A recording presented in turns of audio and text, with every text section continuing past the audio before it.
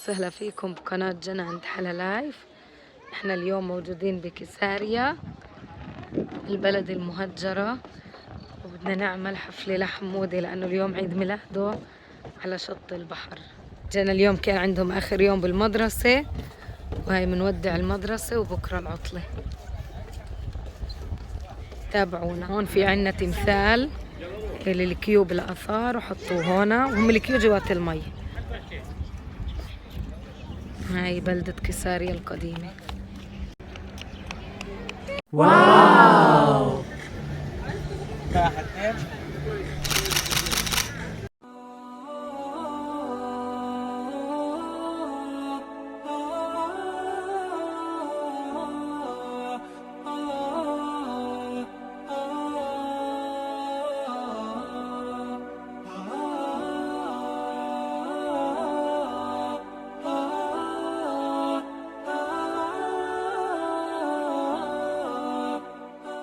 هي حمودي جبناه على البحر نحتفل فيه، صار عمره 3 سنوات. تعال مشان يلا نعمل لك عيد ميلاد حمودي عند البحر. يلا هو باكل بشار حمودي. سنة حلوة يا حمودي، يلا نفخ على الكعك يا حمودي. خذ النجمة يلا نفخ على الكعك يا حمودي. صحة. هات ولا عقبال 120 يا حمودي. ما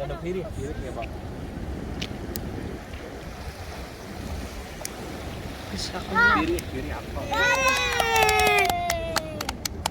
بطل عقبال 120 سنة حلوة سنة حلوة يلا دقب.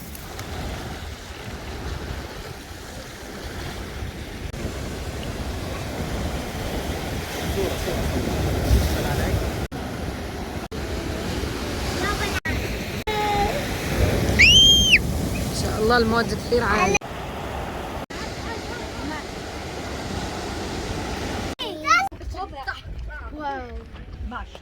حمودي بيخترع وضعيات تصوير. كيساريا مدينة وميناء أقام هيرودوس كيساريا في نهاية القرن الأول قبل الميلاد.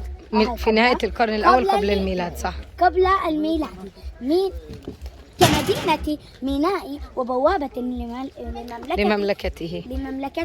يشهد اسم المدينة على طابعته مدينة رومانية نموذجية، مدينة ترفيهية وملذات خبر وملاهن خبز وملاهن بفضل الميناء الضخم المبني هناك.